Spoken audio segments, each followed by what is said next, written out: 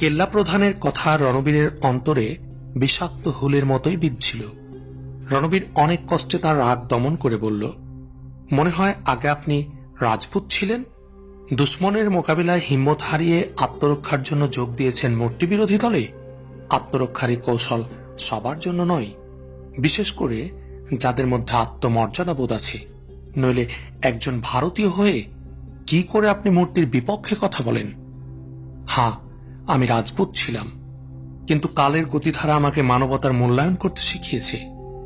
আপনার এ কথার মানে হচ্ছে মুসলমানদের শক্তি দেখে আপনি আপনার আভিজাত্য ভুলে অচ্ছুতদের দলে ভিড়তেও রাজি আছেন, আর তাই মুসলমানদের পক্ষ নিয়েছেন? না, আমি শোষকের পক্ষ ত্যাগ করে শোষিতের সপক্ষে দাঁড়াতে গিয়েই মুসলমানদের দলে ভিড়েছি। মাহমুদ গজনবি এবং তার সৈন্যদের আপনি মানবতার নিশান বর্দার মনে করেন? হ্যাঁ, তাদের বিজয়কে আমি মানবতার বিজয় মনে করি। সমগ্র ভারতবর্ষ যদি তাদের করতলগত হয়, তবেই এদেশ থেকে মিটতে পারে জাতপাতের ভেদ। মানুষে মানুষে আজ যে হিংসা ও সংঘাত চলছে দুর্বলের উপর সবলের সীমাহীন জুলুম ও নিপীড়ন, তার অবসান ঘটবে ইসলাম বিজয়ী হলে। তোমার ধর্ম তোমাকে শিখায় মানুষে মানুষে বিভেদ ও বিচ্ছেদ সৃষ্টি করতে। তোমার অন্তরে যদি কারো জন্য মায়া সৃষ্টি হয়, তুমি তাকে কাছে টানতে পারবে না, টানলে তোমার ধর্ম থাকবে না। কিন্তু ইসলাম মানুষকে সাম্য ও ভ্রাতৃত্বের অটুট বন্ধনে আবদ্ধ করে। ইসলাম এলে সমাজে অচ্ছুত ও অস্পৃশ্য বলে কেউ থাকবে না। পুরাতন এ সমাজ কাঠামো ভেঙে জেগে উঠবে মানবতার জয়গানে মুখরিত নতুন সমাজ। ব্রাহ্মণদের বানানো মন্দিরগুলো ভেঙে গুড়িয়ে না দিলে বন্ধ হবে না এ নিষ্পেষণ, মুক্তি মিলবে না অসহায় মানুষগুলোর। আমার এই কথাগুলো এখন তোমার কানে ভালো লাগবে না ঠিকই, কিন্তু যেদিন তুমি উঁচু শ্রেণীর অহমিকা পিছনে ফেলে একজন স্বাভাবিক মানুষের মেধা নিয়ে চিন্তা করবে, সেদিন সত্যি তোমার কাছে মনে হবে মাহমুদ গজনবির আগমন নিগৃহীত, নিপীড়িত, অসহায় মানবতার করুণ আহাজারের প্রত্যুত্তর মাত্র। একজন সাধারণ মানুষ হিসাবে আমি শুধু এতটুকুই ভাবতে পারি, আমি আজ তাদের হাতে বন্দী, যারা নিজেদেরকে মানবাধিকার প্রতিষ্ঠার নিশান বর্দার মনে করেন। মাহমুদ গজনবিকে আমি মহামানব মনে করি না, কিন্তু মানবাধিকার প্রতিষ্ঠায় তিনি যে সততা দেখিয়েছেন, ন্যায়পরায়ণতা দেখিয়েছেন, তাতে বলতে পারি তিনি মানবতার পরম বন্ধু। এ কেল্লার কোনো পাহারাদারের বিরুদ্ধে তোমার অভিযোগ থাকতেই পারে।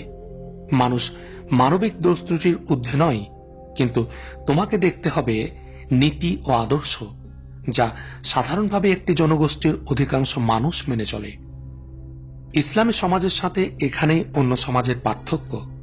কোনো অন্যায়কে ইসলাম প্রশ্রয় দেয় না। তুমি একটু খেয়াল করে দেখো, শত শত বছর ধরে অসংখ্য মানুষ ব্রাহ্মণ্য সমাজের বলির পাঠা হয়ে আসছে। সাধারণ মানুষকে শূদ্র বানিয়ে ওরা স্বস্তির নিঃশ্বাস ফেলছে। সেসব নিষ্প্রাণ মূর্তির উপর আজও অগাধ বিশ্বাস তোমার, যাদের হাত রঙিন হয়েছে কথিত নিম্ন শ্রেণীর মানুষের খুনে। নিকৃষ্ট মনের অধিকারী একজন মুসলমানও কোনো হিন্দুর সাথে ওই ব্যবহার করতে পারে না যা করে আসছে আবহমান কাল ধরে ব্রাহ্মণরা। তোমার চোখের সামনে হাজারো কয়েদিকে মুক্তি দেওয়া হয়েছে। তুমি কি কখনো সেসব নিগৃহীত মানুষের কথা ভেবেছ? জিল্লতির কোলে জন্ম নিয়ে যারা আবার জিল্লতি নিয়েই মরণের কোলে ঢলে পড়েছে। আমি তোমার কাছে একটি প্রশ্নের জবাব চাই। মনে করো আনন্দপাল কিংবা জয়পালের ফৌজ গজনের উপর চড়াও হয়ে জয়লাভ করল। যুদ্ধবন্দীদের কথা বাদই দিলাম, সাধারণ মুসলমানের সাথে তাদের ব্যবহারটা কেমন হবে? এতকাল ধরে শূদ্র, চণ্ডাল ও কায়স্থদের সাথে যে ব্যবহার করা হয়েছে তার চেয়ে কি ভিন্ন হবে? গজনের উপর হামলা করার সময় ব্রাহ্মণরা কি ঘোষণা করেনি যে মুসলমানরা ম্লেচ্ছ, সুতরাং তাদের ধ্বংস করা ধর্মের দাবি? রণবীরের অন্তরের অনুভূতি ও কেল্লা প্রধানের যুক্তি তাকে কেমন এক গোলক ধাঁধায় ফেলে দিল। এসব প্রশ্নের কি জবাব দেবে ঠিক বুঝে উঠতে পারল না। নিজের পেরেশানে কোন রকমের সংযত করে বলল, আপনার এত সব বাক্য ব্যয়ের কারণটা জানতে পারি? তুমি পেরেশান হও না, আমি তোমাকে এমন কোনো কাজ করতে বলবো না যা গ্রহণ করতে তোমার অন্তর আপত্তি করবে। তোমার সাথে আমার প্রথম সাক্ষাৎ ছিল ক্ষণিকের। ভীমপালের অবশিষ্ট সৈন্যের যে দলটি কাশ্মীরে তারালোচন পালের সাথে যোগ দিয়েছিল, তাদের পথরোধ করার জন্য ছুটে যেতে হয়েছিল আমাকে। এরপর এদিকে আসার আর মৌকা মেলেনি। অবশ্য তোমার কথা আমার সবসময় মনে হয়েছে। তোমার সাহস ও বীরত্ব দেখে আমার বারবার মনে হচ্ছিল, হাই, তোমাকে যদি এমন একটি পথের সন্ধান দিতে পারতাম যে পথে চলে তুমি মানুষকে ভালোবাসতে শিখবে, মানবতাকে মূল্যায়ন করতে শিখবে। আমি আশাবাদী এমন একদিন নিশ্চয়ই আসবে যেদিন তোমার ও আমার জীবন চলার পথ এক ও অভিন্ন হয়ে যাবে। তিনি কিছুক্ষণ চুপ থেকে আবেগ ভরা কণ্ঠে বললেন, কিন্তু তোমার সাথে আমার একত্রে বসবাসের সুযোগ বড় কম। গতকাল জানতে পারলাম জলন্ধরের রাজা তারালোচন পাল তার হৃত সাম্রাজ্য পুনরুদ্ধারের আশায় গোয়ালিয়র রাজাদের সহায়তায় সৈন্য সমাবেশ করছে। কনৌজের পরাজিত রাজা গজনের বিরুদ্ধে বিষোদাগার করছে। এই পরিস্থিতিতে সুলতান মাহমুদের পক্ষে অভিযান পরিচালনা করা ছাড়া উপায় নেই, আর তার প্রতিটি অভিযানেই আমাকে তার সাথে রণক্ষেত্রে থাকতে হয়। অবশ্য এখান থেকে যাওয়ার আগে তোমার ব্যাপারে ফায়সালা করে যেতে চাই। মুক্তি পেয়ে সুলতানের বিরুদ্ধে তরবারি উঠাবে না, শুধু এতটুকু অঙ্গীকার করলেই তোমাকে মুক্তি দিতে পারি। আমার অঙ্গীকারে আপনি আস্থা রাখতে পারবেন? হ্যাঁ। আর যদি আমি অঙ্গীকার না করি তখন অবশ্য জলন্ধর অভিযান শেষ হওয়ার আগ পর্যন্ত তোমাকে এখানে থাকতে হবে। আশা করি এই অভিযানের পর গঙ্গা যমুনার তীরবর্তী আর কোন শক্তি আমাদের বিরুদ্ধে মাথা উঁচু করে দাঁড়াতে পারবে না। তোমার ব্যাপারে সিদ্ধান্ত নেওয়া হয়েছে। আসন্ন যুদ্ধে আমরা যদি জয়ী হই তাহলে সঙ্গে সঙ্গে তোমাকে যেন ছেড়ে দেয়া হয়। যে সততা ও মমতা আমার মতো মানুষকে একজন কয়েদির সাথে এতক্ষণ ধৈর্য ধরে কথা বলতে প্রেরণা জুগিয়েছে তাকে অবজ্ঞা করো না। এর একটা আশাপ্রদ প্রভাব নিশ্চয়ই থাকবে। আমার কথাগুলো তোমার মনে দাগ কাটলে অবাক হব না আমি।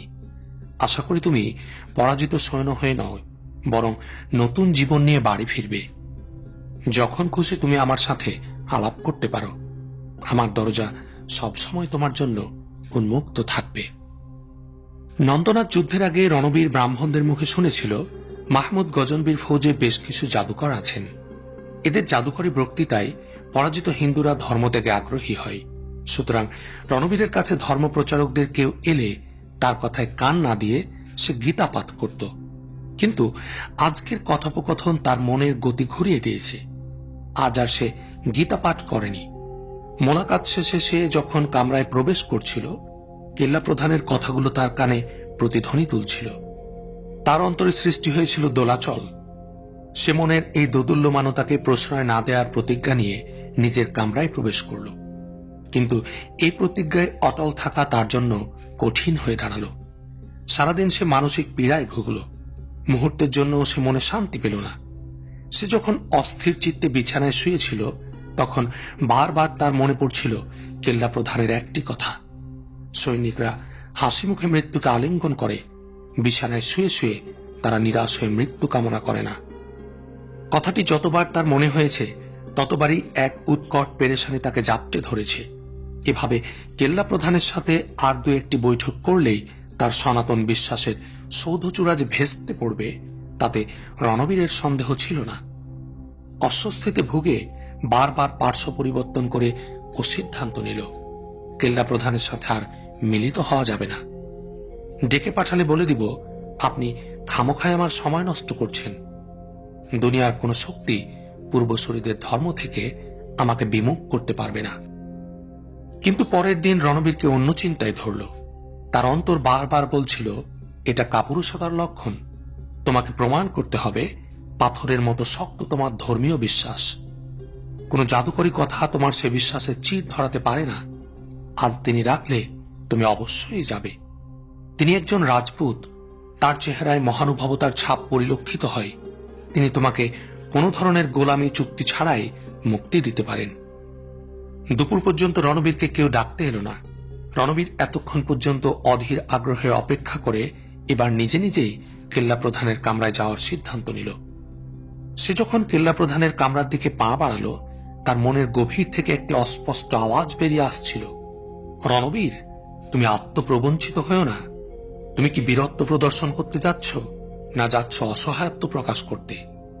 তাকে তুমি জাদুকর ভাবছ, না ভাবছ তোমার প্রতি দয়াশীল এক মহৎ মানুষ? কেল্লা প্রধানের কামরায় প্রবেশ করে রণবীর দেখতে পেল তিনি মুন্সি দিয়ে চিঠি লেখাচ্ছেন। রণবীরকে দেখে একটি খালি চেয়ার দেখিয়ে বললেন, বসো, আমার কাজ প্রায় শেষ। মুন্সিকে বিদায় করে তিনি বললেন, ভালোই হলো তুমি আসাই, নইলে আমি তোমাকে দেখতে যেতাম।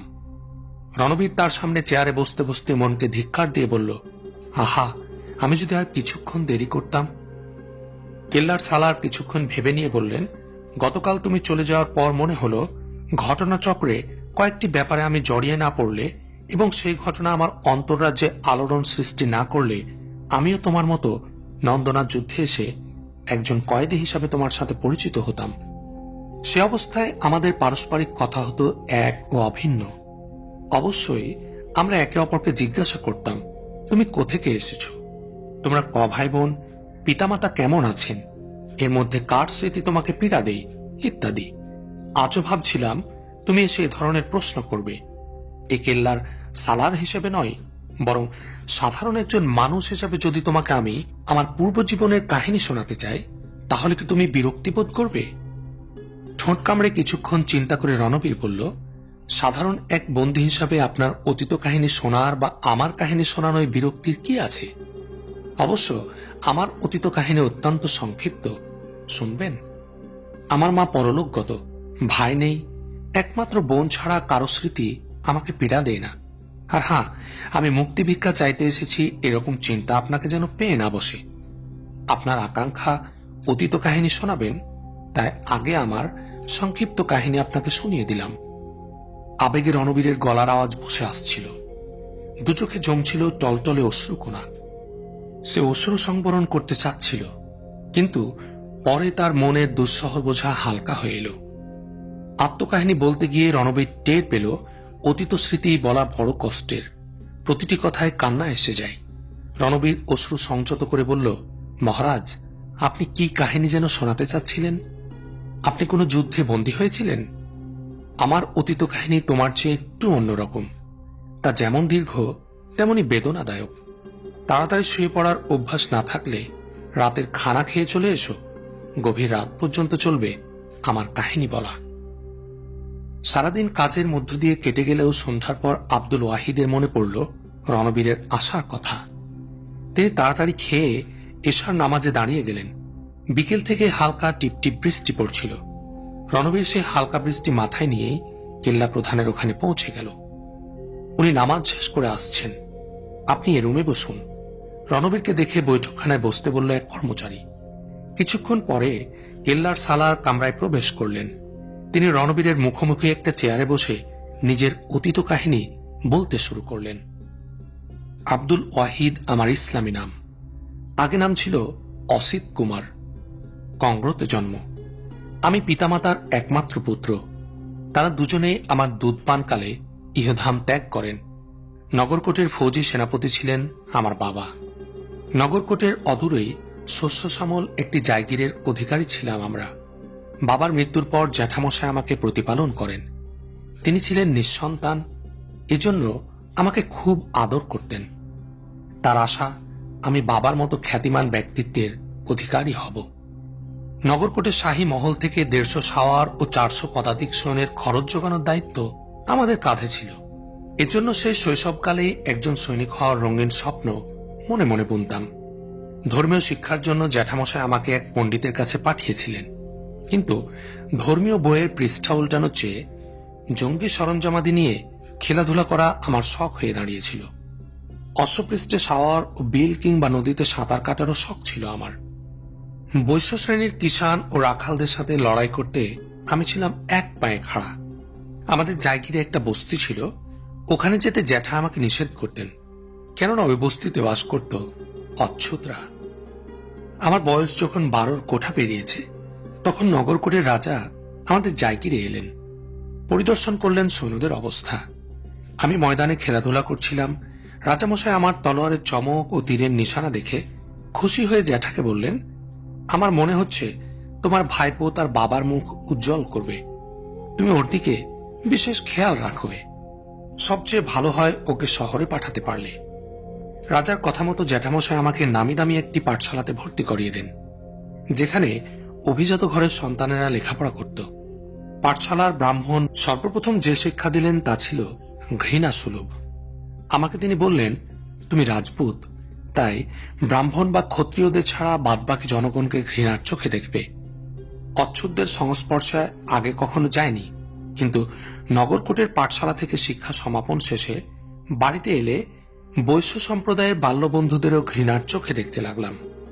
বাড়ি আসার কিছুদিনের মধ্যে জ্যাঠার স্বাস্থ্য খারাপ হতে লাগলো।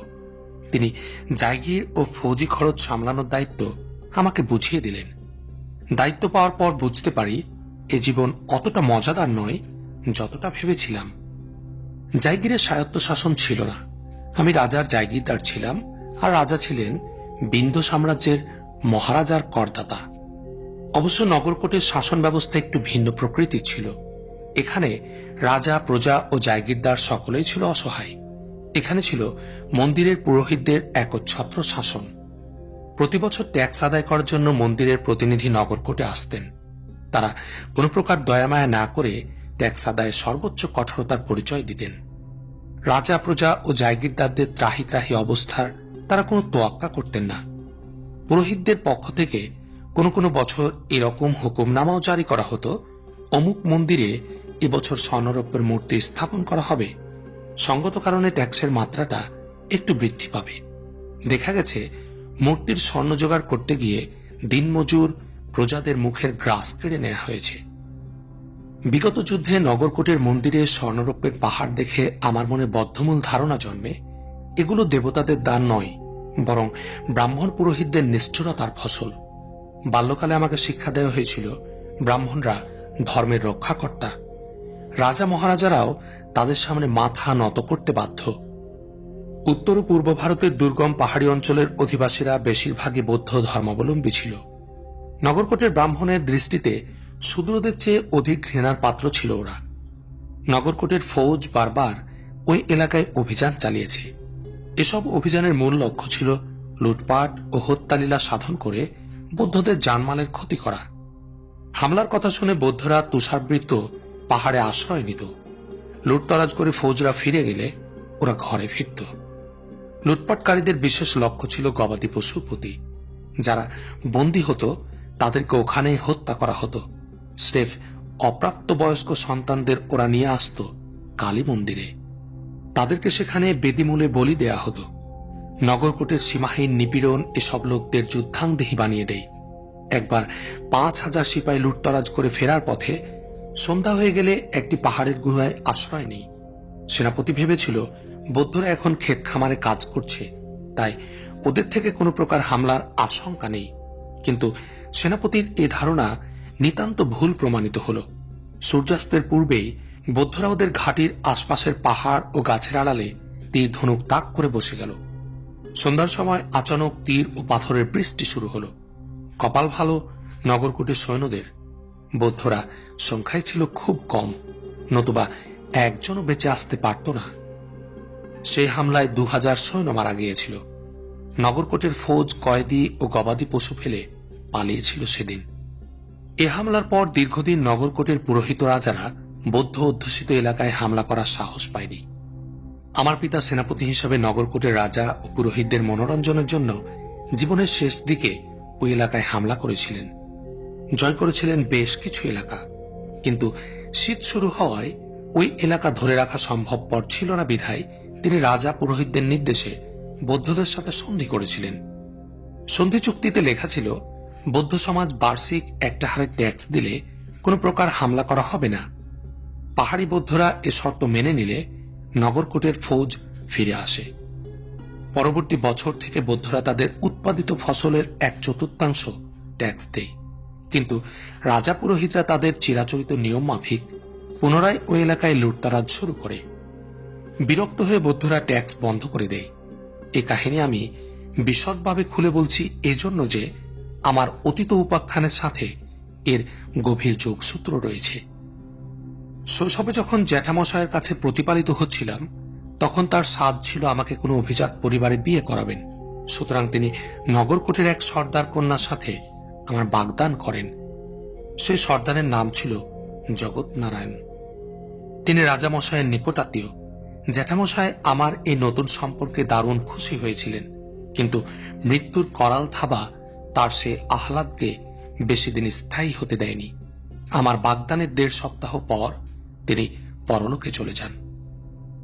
বাগদানের দিনগুলোতে আমি যখন আনন্দে বিভোর ছিলাম, তখন নগরকোটের সর্বত্রই সুলতান মাহমুদের আকস্মিক বিজয়ের খবরে হতাশা নেমে এসেছিল। একদিন রাজামশাই নগরকোটের সকল সর্দারকে নিয়ে বিন্দু সাম্রাজ্যের মহারাজাকে সাহায্য করার ব্যাপারে বৈঠক করছিলেন। বৌদ্ধদের ট্যাক্স বন্ধ করে দেওয়ার বিষয়টিও সেদিন আলোচনায় টেবিলে স্থান পেয়েছিল। কিছু কিছু সর্দার মত পেশ করেন, আগে মাহমুদ গজনবিকে প্রতিহত করার চিন্তা করা হোক। মুসলমানদের নাস্তানাবুদ করতে পারলে বৌদ্ধদেরকে তুড়ি মেরে উড়িয়ে দেওয়া যাবে। অনেকে মন্তব্য করেন, না, সর্বপ্রথম ঘরের ইঁদুরদের শেষ করতে হবে, তারপর মুসলমানদের প্রতিহত করা হোক। রাজা ও সেনাপতি দুজনে দ্বিতীয় প্রস্তাবকে সমর্থন করে বসল। এটা দেখে আমি বিস্ময়াভিভূত হয়ে পড়ি। বৌদ্ধরা তো বেশ কয়েক বছর ধরে ট্যাক্স বন্ধ করে দিয়েছিল, তখন হামলা না করে এই নাজুক পরিস্থিতি ওদের উপর হামলা করার কারণ কি? চিন্তা করে দেখলাম, মাহমুদ গজনবীর অগ্রযাত্রা রোধ করার হিম্মত হারিয়ে ফেলেছেন নগরকোটের রাজা ও সেনাপতিগণ। শেষ পর্যন্ত বাঘের সাথে লড়াই করার সাহস হারিয়ে তারা ভেড়ার সাথে লড়াই করতে প্রস্তুত হন। মন্দিরের পুরোহিতগণ সম্পদের হিসাব নিকাশ নিয়ে ব্যস্ত ছিলেন। তাদের ধারণা সুলতান মাহমুদ পাহাড়ি অঞ্চলে আক্রমণ করবেন না, কিন্তু নগরকোটের ফৌজ বিন্ধু সাম্রাজ্যের সাহায্যে গিয়ে যদি পরাজিত হয়, সেক্ষেত্রে মাহমুদ নগরকোটে হামলা করবে না, এর নিশ্চয়তা কি? এজন্য সর্দারের সিংহভাগই ঘরের বাইরে গিয়ে যুদ্ধ না করে ঘরে থেকে আত্মরক্ষামূলক যুদ্ধকে প্রাধান্য দিলেন। রাজামশাই বাধ্য হয়ে পুরোহিত ও তার সমর্থনকারীদের মতামতের সামনে মাথা নিচু করে রইলেন। অবশ্য তার শেষ প্রচেষ্টা ছিল নগরকোটের ফৌজ বৌদ্ধদের বিরুদ্ধে অভিযান শেষ করে যথাশীঘ্র সম্ভব বিন্ধু সাম্রাজ্যের সাহায্যে যাক। পুরোহিতগণ এটাও মেনে নিতে আপত্তি জানান। তারা বলেন, অভিযানের জন্য জায়গিরের ফৌজ পর্যাপ্ত নয়, তাই মন্দির রক্ষার জন্য কিছু ফৌজ রাখতে হবে। শেষ পর্যন্ত রাজামশাইকে এ সিদ্ধান্ত দিতে হল, অর্ধেক ফৌজ যাবে অভিযানে আর বাকি অর্ধেক থেকে যাবে মন্দির রক্ষণাবেক্ষণের কাজে। সেনাপতি 8,000 সৈন্য 3 ভাগে ভাগ করলেন। অর্ধেক সৈন্য নিয়ে পাহাড়ি জনপদে অভিযান চালাতে পাঠালেন জগৎনারায়ণকে। 2,000 সৈন্য রেখে দিলেন নগরকোটে উপস্থিত থেকে মন্দির ও গুরুত্বপূর্ণ স্থাপনার হেফাজত করতে। বাকি 2,000কে অন্যজনের নেতৃত্বে দিয়ে তাকে শহরের নিরাপত্তা রক্ষার নির্দেশ দেন। দুর্গম পাহাড়ি এলাকায় এ অভিযান পরিচালনা ছিল নিছক নির্বুদ্ধিতা। পাহাড়ি জনতা জানত টিলার সুবিধাজনক স্থানগুলো। কুদরত আমাদের কপালে লিখে রেখেছিল দুর্গতি। আমাদের ফৌজ হাতে গোনা কয়েকটি ঘোড়া নিয়ে রওনা হয়েছিল। পাহাড়ি জনপদে গিয়ে ওই ঘোড়াগুলো একটি সুরক্ষিত ঘাঁটিতে রাখা ছাড়া কোনো উপায় ছিল না। আমি ও আমার সিপাহীরা সর্দার জগৎনারায়ণের নেতৃত্বে ছিলাম। অভিযানে তার 2 পুত্রও শরিক ছিল। আমাদের কর্মকাণ্ড দেখার জন্য সাথে ছিল জনৈক পুরোহিতের ভাই। বেশ কিছুদিন তেমন একটা বাধার সম্মুখীন হতে হয়নি আমাদের, হয়নি কোনো হামলাও। বস্তিগুলো ছিল জনশূন্য। বৃদ্ধ লোক কিংবা বধূমাতা সামনে পড়লে আমাদের ফৌজ তাদের কচুকাটা করত, কিন্তু হিন্দু ফৌজের এসব কাপুরুষোচিত রক্তারক্তি তখন আমার ভালো লাগছিল না। যদিও আমি দুশ্মনের বিরুদ্ধে অভিযানে এসেছি। একদিন আমরা খোলা ময়দানে অবস্থান করছিলাম। ফৌজের একটা দল পাশের এক বস্তি থেকে 2 জন মহিলা ও 1 জন নাবালক সন্তানকে টেনে হিঁচড়ে নিয়ে এলো। জগৎনারায়ণের নির্দেশে ওদেরকে বৃক্ষের সাথে বাঁধা হলো। সর্দার তাগড়া দেখে কয়েকজন সিপাহীকে বেছে নিয়ে ওদের বললেন, চাবুক লাগাও। বিষয়টা আমার কাছে নিদারুণ কষ্টের ছিল। আমি জগৎনারায়ণকে বললাম, এদের উপর এভাবে অত্যাচার করে কি লাভ? তিনি আমাকে তিরস্কার করে বললেন, তুমি দেখছি পুরুষ হয়েও ক্রমশ নারী হয়ে যাচ্ছ। অসিত, দুশ্মনের বিরুদ্ধে এক রাজপুতের অন্তর পাথরের মতো কঠিন হওয়া দরকার। আমি তার জবাবে বললাম, নারী ও নাবালক বাচ্চারা আমাদের দুশ্মন নয়। আমরা কি এখানে পাথরের বিরুদ্ধে লড়াই করতে এসেছি? তাকাও আমার দিকে, বলে তিনি একটি তীর ছুড়লেন। তীরটি বাচ্চাটির বুক এফোড় ওফোড় করে দিল। পরপর তার ধনুক থেকে কয়েকটি তীর শাঁ শাঁ করে বেরিয়ে গেল। নারীর আর্তচিৎকার চাপা পড়ে গেল পাষাণ্ডদের অট্টহাসির কাছে। জগৎনারায়ণ, তার পুত্র ও সর্দাররা তৃপ্তির হাসি দিয়ে আমার দিকে তাকালেন। এরপর যা দেখলাম তা আরো লোমহর্ষক। আমি সে বর্ণনায় যাচ্ছি না। একদিন আমরা দুশ্মনের উপর চড়াও হলে তারা পিছু হটে যায়। পরের দিন আমরা একটি গভীর নদীর তীরে দাঁড়িয়েছিলাম। নদীটি 2 পাহাড়ের মাঝখান দিয়ে প্রবাহিত। নদীতে প্রচুর স্রোত। এই স্রোত সাঁতরে ওপার যাওয়া সম্ভব ছিল না। সর্দার ভাবছিলেন গাছের সাঁকো তৈরি করে নদী পার হবেন। ওখানে গাছের কোনো অভাব ছিল না। দুপুরের মধ্যে আমরা সাঁকো বানিয়ে ফেললাম, পার হলাম নদী। জগৎনারায়ণকে বললাম, সাঁকো পাহারা দেওয়ার জন্য কিছু সৈন্য এখানে রেখে যান, দুর্যোগের সময় সাঁকোর প্রয়োজন পড়বে। তিনি এতে রাজি হলেন না। অনেক পীড়াপিড়ির পর অল্প কয়েকজনকে পুল পাহারার জন্য রেখে বাকি ফৌজ নিয়ে তিনি অগ্রসর হলেন। জগৎনারায়ণকে নির্দেশ দেওয়া হয়েছিল সেনাপতির সাথে মিলিত হতে। সেনাপতি চূড়ান্ত লড়াইটি দেখার জন্য এবং প্রয়োজনে জগৎনারায়ণকে সাহায্য করার জন্য ময়দানে ছুটে এসে পুলের থেকে 50 ক্রোশ দূরে অবস্থান করছিলেন। কিছুদূর অগ্রসর হয়ে আমরা আরো একটি নদীর সামনে পড়ি। হাতের দুপাশে আকাশচুম্বী পাহাড়। সরাসরি পাহাড়ের গা বেয়ে টিলায় ওঠা সম্ভব ছিল না। এমনিতেই উঁচু পাহাড়, তার উপর ছোট ছোট ডোবা। সঙ্গত কারণে চলতে খুব অসুবিধা হচ্ছিল। দুপুরের মধ্যে আমরা 2 ক্রোশ অতিক্রম করলাম। সামনে ছিল পাহাড় কাটা সুন্দর রাস্তা। জগৎনারায়ণকে বললাম, এই রাস্তা ছেড়ে অন্য কোনো রাস্তা ধরুন। এমন খোলামেলা রাস্তার পাশে পাহাড়িরা ওত পেতে থাকলে আমরা বিপদে পড়ে যাব। তিনি বললেন, আমাদের চলার পথে এ ধরনের পাহাড়ি রাস্তা অসংখ্য। জটিল রাস্তা ধরলে আমাদের পৌঁছাতে অনেক দেরি হয়ে যাবে। আমরা নদীর কিনারায় পৌঁছে বললাম, চলুন নদীর তীরে ছাউনি ফেলি। একদল গাছ কাটুক, সাঁকো বানাতে হবে তো। সাঁকো বানানোর পর নির্বিঘ্নে নদী পার হওয়া যাবে। তিনি নদী পার হওয়ার পরিবর্তে নদীর পাড় ঘেঁষে এগিয়ে যাওয়ার নির্দেশ দিলেন। আমি আবারও তাকে এ পথে চলতে বারণ করলাম। বললাম, পাহাড়ের আড়ালে দুশ্মন ওত পেতে থাকতে পারে, সেক্ষেত্রে পাথরের ঘা খেয়ে সকলকে মরতে হবে। কিন্তু জগৎনারায়ণ তার সিদ্ধান্তে অটল রইলেন। তিনি বললেন, এ পথ আমি এজন্য বেছে নিয়েছি যাতে দুশ্মন আমাদের দেখে ভয়ে পথ ছেড়ে যায়। দুশ্মনের চর আমাদের দেখে পাহাড়িদের সতর্ক করতে পারে। তারা আমাদের চলার পথে সুবিধামতো স্থানে ওত পেতে থেকে হামলা করতে পারে। জগৎনারায়ণ বিরক্ত হয়ে বললেন, আমি তোমার সাথে ঝগড়া করতে চাই না। হিম্মত হারিয়ে ফেললে তুমি ফিরে যেতে পারো। আমরা নিরাপদ এলাকায় পৌঁছে তোমাকে খবর দেব, তখন চলে এসো। ভাবি শ্বশুরের এ স্বগতোক্তিতে আমি ধৈর্য হারিয়ে ফেললাম। বললাম, বাহাদুরি দেখানোর সময় এলে আমাকে কাপুরুষ বলার মৌকা পাবেন না। জগৎনারায়ণ জবাব দিতে যাবেন, ঠিক সেই মুহূর্তে উঁচু টিলা থেকে এক বিভীষিকাময় আওয়াজ ভেসে এলো। সৈন্যরা দাঁড়িয়ে গেল তীর ধনুক নিয়ে। তারা ভয়ে একে অপরের মুখ চাওয়াচাই করল। আমার আশঙ্কা বাস্তবে রূপ নিল। শুরু হলো পাথর বৃষ্টি। খানিক পর তামাম সৈন্য রক্ত পাথরে সাঁতরাতে লাগলো। যারা অগ্রসর হয়েছিল তারা পিছু হটতে লাগলো।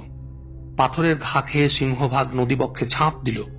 বাকিরাও ওদের দেখা দেখি নদীতে ঝাঁপ দিল। জগৎনারায়ণ প্রকাণ্ড একটি পাথরের আড়ালে বসে চিৎকার করছিলেন, কিন্তু তিনি কি বলছিলেন তা নিজেও বোধহয় উপলব্ধি করতে পারছিলেন না। সৈন্যদের পিছু হটা ছাড়া কোনো উপায় ছিল না। অবশ্য মাত্র 4 জন ছাড়া সকলে নদীপক্ষে হাবুডুবু খাচ্ছিল। তখন যে দুর্গম পথে সন্তর্পণে অগ্রসর হয়েছিলাম গতদিন ধরে, সে পথে পিছু হটলাম আমরা। ভাগ্যিস পাহাড়ের গায়ে বৃক্ষের ঝাড় ছিল। শত্রুরা আমাদের না দেখে এলোপাথারি ভাবে পাথর ছুটছিল। সিংহভাগ পাথরই বৃক্ষসমূহে টক্কর খেয়ে ওদের নিশানা ব্যর্থ করে দিল। আমাদের সৈন্যরা পাথরের আঘাতে যতটা ধরাশায়ী হয়েছিল তার চেয়ে অধিক ধাক্কাধাক্কি করে গভীর খাদে গিয়ে পড়ল। পেছনের পুলের দিকে যতই অগ্রসর হচ্ছিলাম, পাথরের বৃষ্টি ততই কমে আসছিল। পুলের আধা ক্রোশ আগে সমতল ভূমি ছিল। পাহাড়ের টিলা থেকে তীর ও পাথর বৃষ্টিতে ভাটা পড়লেও 2-1টা তীর এসে আমাদের ঘাবড়ে দিচ্ছিল। আচানক একটা তীর এসে আমার বাহুতে বিঁধল, কিন্তু আমাকে শুশ্রূষা করার মতো পরিবেশ সেখানে ছিল না। জগৎনারায়ণের এক পুত্র আমার চোখের সামনে ঘায়েল হয়েছিল। অন্য পুত্রকে হাজার তালাশ করেও পাওয়া যায়নি।